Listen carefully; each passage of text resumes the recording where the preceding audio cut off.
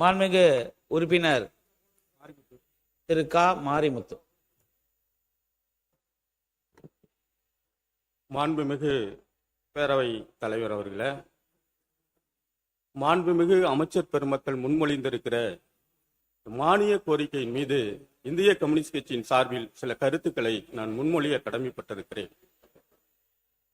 மாண்புமிகு இந்து சமய அறநிலைத்துறை அமைச்சர் அவர்கள் முன்மொழிந்த அந்த கொள்கை விளக்க குறிப்பினுடைய புத்தகத்தை நான் படித்து பார்த்தேன். மிக அழகாக சொல்லி இருக்கிறார்கள். தமிழ்நாட்டில் இருக்கிற நீங்களும் 3:30 மணி வரைக்கும் தூங்கலீங்களா? 4364 திருக்கோயில்கள், திருமடங்கள், சமண கோயில்கள் இருப்பதாக சொல்லி இருக்கிறார். கிட்டத்தட்ட நஞ்சை நிலங்களும் புஞ்சை நிலங்களும் 4,78,000 நிலங்கள் இருப்பதாக அதில் குறிப்பிடப்பட்டிருக்கிறது. மாண்புமிகு அமைச்சர் அவர்கள் பொறுப்பெடுத்து 3 மாதத்திற்குள்ளாகவே கிட்டத்தட்ட 10,000 நஞ்சை நிலங்களும் புஞ்சை நிலங்களும் அறநிலைத்துறையின் வசம் ஒப்படைக்கப்பட்டிருக்கிறது ஆக்கிரமிப்பாளர்களிடம் என்று அந்த செய்தியும் வந்திருக்கிறது. கிட்டத்தட்ட இந்து சமய அறநிலைத்துறைக்கு 108 கோடி ரூபாய்க்கு மேல் நாங்கள் அதனுடைய மதிப்பு உயர்த்தி இருக்கிறோம் என்றும் அதனுடைய விளக்க குறிப்பில் குறிப்பிட்டிருக்கிறார்கள். பெருமையாத்தான் இருக்கிறது. அதில் இன்னொரு குறிப்பையும் நம்முடைய இந்து சமய அறநிலைத்துறை சொல்லி இருக்கிறார்கள்.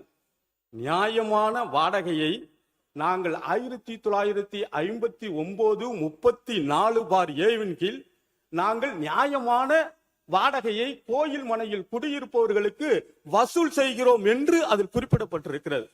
இங்கே தான் நான் மாண்புமிகு பேரவை தலைவர் அவர்களே கேட்கிறேன். கோடிக்கணக்கானவர்கள் கோயில் நிலங்களில் குடியிருக்கிறார்கள். ஒரு நீண்ட நெடிய சட்ட போராட்டங்கள் நடைபெற்றுக் கொண்டே இருக்கிறது. இந்த சட்டம் வந்தபோது 34/A என்பது நியாயமான வாடகை அல்ல, அது அநியாயமான வாடகை.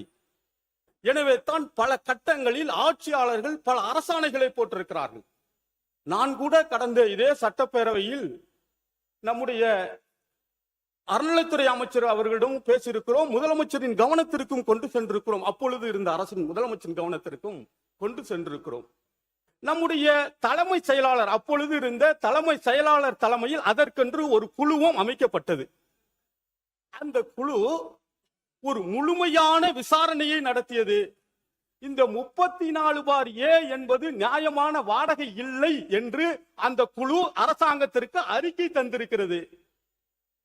அரசாணை எண் 85 படி அந்த அரசாணை வந்திருக்கிறது. எனவே கோயில் மனையில் குடியிருப்பவர்கள் ஏழைகள், அன்றாடம் பிழைத்துக் கொண்டிருக்கிறவர்கள்.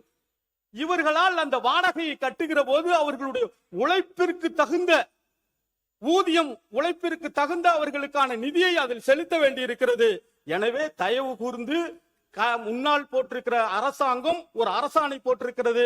அரசாணை எண் 80 மாண்புமிகு அமைச்சர் அவர்களின் கவனத்திற்கு நான் சொல்ல கடமைப்பட்டு இருக்கிறேன். அந்த அரசாணை என்ன சொல்லுகிறது என்று சொன்னால், ஏற்கனவே 0.1% வாடகை செய்வது 34/A.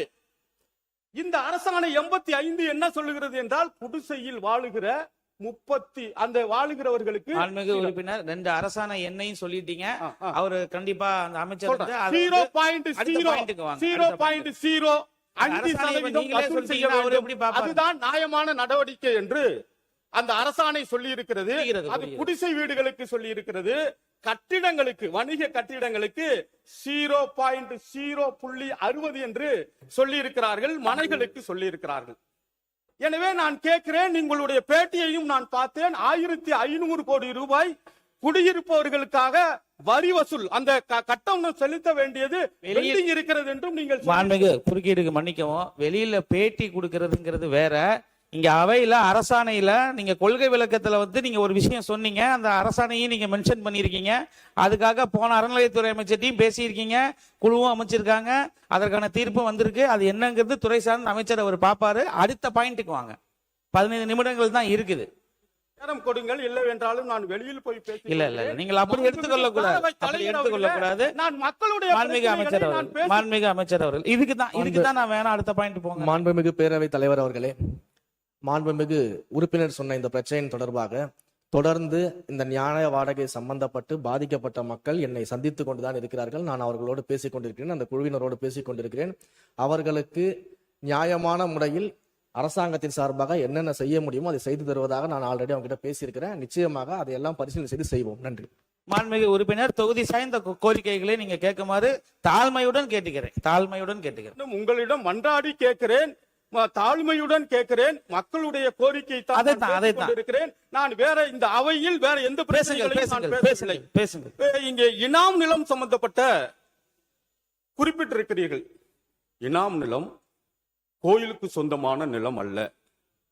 இனாம் நிலம் கோயிலில் பணியாற்றுகிறவர்களுக்காக, கோயிலில் திருப்பணிகள் செய்து கொண்டிருப்பவர்களுக்காக மன்னர்களால் வழங்கப்பட்ட நிலம் அந்த இனாம் நிலம். அந்த நிலம்தான் 1963 நம்முடைய முதலமைச்சர் காமராஜர் அவர்கள் ஆட்சி காலத்தில் தான் அதற்கு ஒரு சமூக நீதி சட்டம். அந்த சமூக நீதி சட்டத்தின்படிதான் யார் யாரெல்லாம் அதை பயன்படுத்திக் கொண்டிருக்கிறார்களோ அவர்களுக்கெல்லாம் அரசு ராயத்துவாரி பட்டா வழங்கிவிட்டது. வாங்க முடியாதவர்கள் இருக்கிறார்கள், ஆனால் அவர்களிடம் நிலம் இருக்கிறது. இப்படி அரசை அணுகி வாங்க முடியாதவர்களும் இருக்கிறார்கள். ஆனால் அவர்களுக்கு அந்த ஏற்கனவே ராயத்துவாரி பட்டா கொடுத்தவர்களுக்கெல்லாம் நீங்கள் பத்திரப்பதிவு அலுவலகத்தில் இந்து சமய அறநிலைத்துறையுடைய அதிகாரிகள் ஒரு ஆட்சேபனை மனுவை கொடுக்கிறீர்கள். இது 1912 இருந்து இந்து சமய அறநிலைக்கு சொந்தமான நிலம், இது தனிநபர் நலம் அல்ல, எனவே 0 மதிப்பீட்டில் கொண்டு வந்திருக்கிறதாக இந்து சமய அறநிலைத்துறை கொடுத்ததை புதிதாக வந்திருக்கிற இந்த அரசு கண்டுபிடித்து உரிய நபர்களுக்கு நீங்கள் வழங்கியிருக்கிறீர்கள்.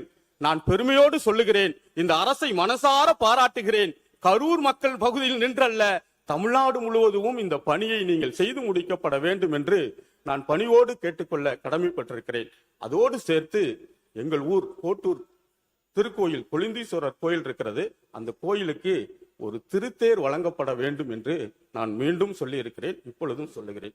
மாண்புமிகு நம்முடைய எரிசக்தி துறை அமைச்சர் அவர்களுடைய கொள்கை விளக்க குறிப்பிலும் நான் பார்த்தேன், உங்களுடைய வெள்ளை அறிக்கையையும் நான் பார்த்தேன். அந்த வெள்ளை அறிக்கையில் நீங்கள் சொல்லி இருக்கிறீர்கள் 3000 கோடி ரூபாய் லாபத்தில் இருந்த இந்த எரிசக்தி துறை இன்றைக்கு 2,68,000 கோடி ரூபாய் கடன் சுமையில் இருக்கிறது, நட்டத்தில் இருக்கிறது என்று சொன்னீர்கள். சொன்னதோடு நீங்கள் விட்டுவிடவில்லை, 64,000 காலி பணியிடங்களும் அதில் இருக்கிறது என்று சொல்லி இருக்கிறீர்கள். மாண்புமிகு பேரவை தலைவர் அவர்களே, மாண்புமிகு அமைச்சர் அவர்கள் வெள்ளை அறிக்கையை கொண்டு சென்ற போது ஒரு விஷயத்தை கவனம் பெறாமல் வெள்ளை அறிக்கையை சொல்லிவிட்டாரே என்றுதான் என்னுடைய கம்யூனிஸ்ட் கட்சி உறுப்பினர் என்ற அடிப்படையில் நான் கவலையோடு கேட்கிறேன். ஆயிரக்கணக்கான ஒப்பந்த தொழிலாளர்கள் எந்த ரெக்கார்டுகளும் இல்லாமல் மின்சாரத்துறையில் பணியாற்றி கொண்டிருக்கிறார்கள், அன்றாட கூலிக்காக பணியாற்றி கொண்டிருக்கிறார்கள். அவர்களை பற்றியும் இந்த வெள்ளை அறிக்கை கவனம் செலுத்தவில்லையே என்றுதான் நான் கவலையோடு கேட்கிறேன். எனவே நீங்கள் அறிவித்திருக்கிறீர்கள் 64,000 காலி பணியிடங்கள் இருக்கிறது என்றும், அதே போல நம்முடைய தேர்வாணையம் டிஎன்பிஎஸ்சி மூலமாக நான் உடனடியாக 16,000 பேரை தேர்வு செய்ய போகிறேன் என்றும் சொல்லி இருக்கிறீர்கள். பணியோடு கேட்கிறேன், அந்த களத்தில் நின்று பணியாற்றி கொண்டிருக்கிறானே ஒப்பந்த தொழிலாளர் கூட இல்லாமல் அன்றை கூலிக்காக அவர்களுடைய திறமையாளர்கள் எல்லாம் நீங்கள் கண்டறியுங்கள். உங்களுக்கு எப்படி தேர்ச்சி வைக்க முடியுமோ அப்படி தேர்ச்சி வையுங்கள். அவர்கள் எல்லாம் அந்த பணிக்கு நீங்கள் எடுத்துக் கொள்ளுங்கள். 64,000 காலி பணியிடத்தில். இன்னொன்று, நம்முடைய இபி அந்த மின்சாரத்துறையில் அப்ரண்டிஸ் படித்து பெற்று ஐடிஐ படித்தவர்கள் அப்ரண்டிஸ் முடித்திருக்கிறார்கள். 9,600 பேர் வேலை எடுப்பதாக சொல்லி இருக்கிறீர்கள். அவர்களையும் சேர்த்து எடுத்துக் கொள்ளுங்கள். நான் கேட்கிறேன், கடன் சுமையில் இருக்கிறதாக நீங்கள் வெள்ளை அறிக்கை கூட சொல்லிவிட்டீர்கள். ஸ்மார்ட் மீட்டர் பொருத்துகிறேன் என்று சொல்லுகிறீர்கள். ஸ்மார்ட் மீட்டர் கிட்டத்தட்ட உங்களுக்கு ஒன்றிய அரசு நிர்பந்தம் செய்கிறது, வாரியத்தையும் நிர்பந்தம் செய்கிறது, ஆட்சியாளர் தமிழ்நாடு அரசையும் நிர்பந்தம் செய்கிறது. ஆனால் அதற்கு ஸ்மார்ட் மீட்டர் பொருத்துவதற்காக 475 கோடி ரூபாய் அதற்கென்று செலவு தேவைப்படுகிறது. ஆனால் மாநில அரசு கொடுக்கிற நிதி மானியம் வெறும் 12 கோடி ரூபாய். நான் கேட்கிறேன், இந்த ஆட்சி இளைஞர்களுடைய பேராதரவோடு வந்திருக்கிற ஆட்சி. லட்சக்கணக்கான மாணவர்கள் பொறியியல் துறையில் படித்து அன்றாட பல்கலைக்கழகங்களிலும் கல்லூரிகளிலும் வந்து கொண்டே இருக்கிறார்கள். அந்த ஸ்மார்ட் மீட்டர் பொருத்துவதை தனியாருக்கு கொடுப்பதை விட்டுவிட்டு மின்பணியில் ஒப்பந்த பணியாக இருந்தாலும் மின்பணியில் நேரடியாக அவர்களை தேர்வு செய்து அவர்களுக்கு இந்த பணியை நீங்கள் கொடுப்பீர்களே ஆனால் அதற்கான செலவு வெறும் 175 கோடி ரூபாய். ஆனால் நான் சொல்லுகிறேன், மீதி இருக்கிற 423 கோடி ரூபாய் இந்த மின்சாரத்திற்கு, இந்த மின்சார வாரியத்திற்கு லாபம் ஈட்டுமே, கடன் சுமையில் இருந்தது குறையுமே என்பதை மாண்புமிகு பேரவைத் தலைவர் வாயிலாக நான் கவனம் செலுத்த விரும்புகிறேன். இன்னொன்றையும் சொல்லுகிறேன், மாண்புமிகு பேரவைத் தலைவர் அவர்களே, மின்சாரம் உற்பத்தி செய்கிறோம், மின்சாரம் விநியோகிக்கிறோம். ஆனால் மின்சாரம் உற்பத்தி செய்கிற இடத்திலிருந்து விநியோகிக்கிற இடத்திற்கு கடத்தப்படுகிற மின்சாரம், அதற்கான கோபுர விளக்குகள், அதற்கான கடத்துகிற அந்த கம்பிகள் அனைத்தையும் அரசாங்கமே செய்து கொடுக்கிறோம். ஆனால் விநியோகம் செய்வதை மட்டும் ஏன் தனியாருக்கு கொடுக்கப்பட வேண்டும்? அரசே நடத்த வேண்டியதானே? இதுதான் இன்றைக்கு இருக்கிற பிரச்சனை. நீங்கள் சொல்லுகிறீர்கள் கொள்முதலில் பிரச்சனை இருக்கிறது என்று பேசினீர்கள், நானும் கேட்டேன். அமெரிக்காவில் கூட ஒரு வழக்கு இருக்கிறது. மின்சார சூரிய ஒளியின் மூலமாக, நம்ம காற்றாலை மூலமாக வாங்குகிற மின்சாரத்தில் நிறைய விலை அதிகம் கொடுத்து வாங்க வேண்டி இருக்கிறது, உற்பத்தி செலவை விட அதிகமாக இருக்கிறது என்று சொல்லுகிறீர்கள். மின்சார உற்பத்தி 4%, 1.5% தான் அரசு உற்பத்தி செய்கிறது என்று சொல்கிறார்கள். ஏன் 4%? நம்மிடம் கட்டமைப்பு இல்லையா, வளம் இல்லையா? நான் இங்கே பொதுப்பணித்துறை அமைச்சர் பேசுகிற போது அனுமதியோடு பேசுகிறேன். நான் வியந்து போய் பார்த்தேன், நான் இங்கு தமிழ்நாட்டில் தான் இருக்கிறோமா, வேற எங்கேயாவது இருக்கிறோமா என்று. அவ்வளவு அழகாக இந்த தமிழ்நாட்டில் தான் இருக்கிற முயற்சிகள் நான் சொல்லுகிறேன். அதே போல இந்த அந்த மின்சாரத்துறையில் அதற்கான பணிகளை ஏன் நாமளே ஏற்று நடத்தக்கூடாது கேட்கிறேன். 4 லட்சம் பேர் இலவச மின்சாரத்திற்காக பதிவு செய்திருக்கிறார்கள், ஏங்கி நிற்கிறார்கள் எப்பொழுது வரும் என்று. தட்கல் முறையில் 15,500 கோடி ரூபாய் பணமும் கட்டிவிட்டார்கள். 2 லட்சம் பேர் இருக்கிறார்கள், எப்பொழுது வரும் என்று எதிர்பார்த்திருக்கிறார்கள். நான் ஒரு கம்யூனிஸ்ட் கட்சி உறுப்பினர் என்று கேட்கிறேன். கடந்த ஆட்சியில் கூட 100 யூனிட் இலவசம் என்று அறிவித்தார்கள். நீங்கள் 200 யூனிட் மின்சாரம் அறிவித்தீர்கள். மாண்புமிகு இந்த அரசுக்கும் முதலமைச்சருக்கும் நான் நன்றி சொல்ல கடமைப்பட்டிருக்கிறேன். ஆனால் 200 யூனிட்டிற்கு மேல வருகிற போது இன்றைக்கு மின் கட்டணம் உயர்ந்திருக்கிறதே. 201 வந்தாகவே உயர்ந்திருக்கிறது. மாண்புமிகு அமைச்சர் அவர்களே, மாண்புமிகு பேரவை தலைவர் அவர்களே, இதெல்லாம் உன்னிப்பாக கவனித்து சரி செய்ய வேண்டும் என்று நான் பணியோடு கேட்கிறேன். ஏன் இதை சொல்லுகிறேன் என்று சொன்னால், கள்ளம் கபடம் இல்லாதவர்கள் எல்லாம் இன்றைக்கு வந்திருக்கிறீர்கள். எப்படியாவது வெற்றி பெற வேண்டும், இந்த நாட்டில் நமக்கான பங்குபணியை செலுத்த வேண்டும் என்ற துடிப்பும் ஆர்வமும் உங்களிடம் இருக்கிறது. நான் பெருமையாகத்தான் பார்த்து கொண்டு இருக்கிறோம். எனக்கான இடம் ஓரமாக இருந்தால் கூட உங்களை எல்லாம் நாங்கள் பெருமையாகத்தான் பார்த்து கொண்டு இருக்கிறோம். சாதித்து காட்ட வேண்டும். மாற்றம் என்பது அதுதான், வேலை வாய்ப்பு தான், சமூக அரசு கட்டமைப்பு தான், கட்டமைப்பை உயர்த்துவதுதான், தனியாரிடம் அல்ல. துணை மின் நிலையங்கள் ஒரு ஆட்சும் 100, 200, 300 என்ற துணை மின் நிலையங்களை நீங்கள் அறிவிக்கிறீர்கள். ஆனால் அந்த துணை மின் நிலையங்களை பராமரிப்பவர்கள் யார்? அரசா பராமரிக்கிறது? ஏன் தனியாரிடம் கொடுக்கிறீர்கள்? அரசே செய்ய வேண்டியதுதானே. ஆயிரக்கணக்கான தொழிலாளர்கள் இருக்கிறார்கள். நான் இன்னொன்றையும் சொல்லுகிறேன், மாண்புமிகு பேரவைத் தலைவர் அவர்களே, முதலமைச்சர் அறிவித்தார்கள், ஏழைகளும் எளியவர்களும் பயன்படுத்துகிற காப்பீடு திட்டத்தை 5 லட்சத்திலிருந்து 25 லட்சம் என்று அறிவித்தார்கள். நன்றி சொல்ல கடமைப்பட்டிருக்கிறேன். இந்திய கம்யூனிஸ்ட் கட்சி பெருமையோடு தான் பார்க்கிறது. ஆனால் அதில் பணிபுரிந்து கொண்டிருக்கிற மாதம் 190 ரூபாய் மருத்துவத்திற்காக, காப்பீட்டிற்காக நீங்கள் பெற்றுக் கொள்கிறீர்களே, ஒப்பந்தம், அது ஓய்வு பெற்றிருக்கிற பணியாளர்கள் கிட்டத்தட்ட 400 ரூபாய், 460 ரூபாய் செலுத்துகிறார்களே, அவர்களுக்காக அந்த மருத்துவ காப்பீடு வெறும் 4 லட்சம் தானே இருக்கிறது. அது 25 லட்சமாக உயர்த்தி தர வேண்டும். மாண்புமிகு பேரவைத் தலைவர் அவர்களே, சட்டத்துறை அமைச்சர்களை பார்த்து அந்த கொள்கை விளக்க குறிப்பையும் நான் பார்த்தேன். 1957 ஆட்சி மொழி சட்டமும் வந்திருக்கிறது. 1972 கீழமை நீதிமன்றங்களில் தமிழ் வழக்காடு மொழியாக இருக்கிறது. 1982 மாவட்ட உரிமையியல் நீதிமன்றத்திலும் தமிழ் வழக்காடு மொழி வந்துவிட்டது. இதே சட்டமன்றத்தில் 2006 தமிழ் வழக்காடு மொழியாக உச்ச நீதிமன்றத்தில் வர வேண்டும் என்று சட்டசபை தீர்மானம் இருக்கிறது. அந்த தீர்மானத்தை நடைமுறைப்படுத்தப்பட வேண்டும். ஏன் என்று கேட்டால், இந்தி மொழி எல்லா மாநிலங்களிலும் ஆட்சி மொழியாக இருக்கிறது, வழக்காடு மொழியாக இருக்கிறது உச்ச நீதிமன்றங்களில். தமிழ் மொழியும் உச்ச நீதிமன்றங்களில் வழக்காடு மொழியாக இருக்க வேண்டும். மாண்புமிகு பேரவைத் தலைவர் அவர்களே, கீழமை நீதிமன்றங்களில் இ-ஃபைலிங் முறை நீங்கள் கொண்டு வருகிறீர்கள். தொழில்நுட்ப வளர்ச்சியில் ஏற்றுக்கொள்கிறோம். ஆனால் அதற்கான கட்டமைப்பு இருக்கிறதா? ஒரு வழக்கறிஞர் உடனடியாக வழக்காடிக்காக அவர் பதிவு செய்கிறது இ-ஃபைலிங் முறையில் உடனடியாக பதிவு செய்ய முடியுமா? கட்டமைப்பையும் உருவாக்கி தாருங்கள் என்று கேட்கிறோம். இன்றைக்கு வழக்கறிஞர்கள் இன்றைக்கு அவர்களுடைய பணி என்பது மிகவும் நெருக்கடியான பணி. பெரும் குற்ற பின்னணி கொண்டவர்களுக்காக அவர்களை எதிர்த்து வழக்காடுகிறார்கள். தொழில் ரீதியாக நெருக்கடிகள் இருக்கிறது. எனவே அவர்களுக்கு, தமிழ்நாடு வழக்கறிஞர்களுக்கு தனி சட்டம், பாதுகாப்பு சட்டம் நிறைவேற்றப்பட வேண்டும் என்று நான் கேட்கிறேன். அதே போல திருவாரூர் மாவட்டத்திற்கு ஒரு தனி சட்ட கல்லூரி வேண்டும் என்று நான் கோரிக்கை வைக்கிறேன். அதே போல நம்முடைய முத்துப்பேட்டை தனி தாலுகாவாக உருவாக்கப்பட்டிருக்கிறது. அந்த முத்துப்பேட்டைக்கும் ஒரு குற்றவியல் நீதிமன்றம் வேண்டும். அதே போல மின்சாரத்துறை அமைச்சருக்கு கேட்டுக்கொள்வதெல்லாம், உறுப்பினர் முத்துப்பேட்டை உங்க தொகுதி கோரிக்கைகளை கொஞ்சம் சீக்கிரமா சொல்லுங்க. நான் 2 மானிய கோரிக்கைக்கே வரல. நான் இடையில அதை மானிய சொல்லிடுறேன். மன்னிக்கணும். உங்களை அடுத்தவங்க அந்த நேரத்தை நீங்களும் தான் இருக்கிறீங்க. இன்னும் 3 பேர் இருக்காங்க. விதி ஒரு துணை மின் நிலையம் வேண்டும் என்றும் இந்த நேரத்தில் உங்களுக்கு நான் கோரிக்கையாக வைக்க கடமைப்பட்டிருக்கிறேன். அதே போல நம்முடைய சட்ட சிறப்பு திட்ட செயலாக்கத்துறை ஒரு அரசு, மக்கள் சார்ந்திருக்கிற அரசு. நீங்கள் எந்த திட்டங்களை எடுத்தாலும், மக்கள் சார்ந்திருக்கிற திட்டங்களை எடுத்தாலும், அந்த திட்டங்களை மக்களிடம் கொண்டு சேர்க்கிற மகத்தான தேர் அந்த அரசு இயந்திரம், அரசு ஊழியர். ஆனால் அந்த அரசு ஊழியர்களுடைய கோரிக்கைகள், குறைகள் நிரம்ப இருக்கிறது. அதையெல்லாம் இந்த அரசாவது கூர்ந்து கவனிக்கப்பட வேண்டும். அதற்கான அவர்களுடைய கோரிக்கைகள் உடனடியாக நிறைவேற்றப்பட வேண்டும்.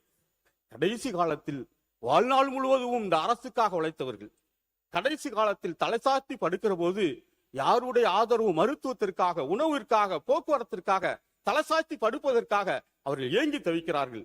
எனவே இந்த பழைய ஓய்வூதிய திட்டமும் அதில் உறுதிப்படுத்தப்பட வேண்டும் என்று நான் பணிவோடு கேட்டுக்கொண்டு இன்னொன்றையும் சொல்லுகிறேன். மது, போதை பழக்கங்கள் எப்படியோ இன்றைக்கு திணிக்கப்படுகிறது. அதனால் பாதிக்கப்படுகிறார்கள். அப்படி பாதிக்கப்பட்டவர்களுடைய பக்க விளைவாகத்தான் நிறைய இளம் விதவைகள் உருவாக்கப்படுகிறார்கள். நிறைய இளம் விதவைகள் நாட்டில் இருக்கிறார்கள். அவர்கள் பொருளாதார பின்னடைவு இருக்கிறது, பொருளாதார ரீதியாக கஷ்டப்படுகிறார்கள். அதே நேரத்தில் பண்பாடு ரீதியான தாக்குதலும் அவர்களுக்கு இருக்கிறது. எனவே இந்த அரசு நல்ல திட்டங்களை எல்லாம் நீங்கள் கொண்டு வருகிறீர்கள். அந்த அரசு அவர்களுக்கென்று ஒரு தனி சட்டம் நிறைவேற்றி தனி திட்டங்களை கொண்டு வரப்பட வேண்டும் என்று நான் உங்களுக்கு பணிவோடு கேட்டுக்கொள்கிறேன். அதோடு சேர்த்து மாண்புமிகு பேரவை உறுப்பினர், தயவு செய்து கொஞ்சம் சீக்கிரம் உங்க கோரிக்கைகளை சீக்கிரம் சொல்லிட்டீங்க. இடையில 1 நிமிஷம் உங்களுக்கு டைம், தொழில்நுட்பத்துல பாருங்க, அதுவும் உங்களுக்கு ஆதரவா தான் இருக்குது. 1 நிமிஷம் அது ஓடல. சீக்கிரம் உங்க கோரிக்கைகளை சொல்லிட்டு நன்றி. கல்வித்துறை அமைச்சர் அவையில் இல்லை.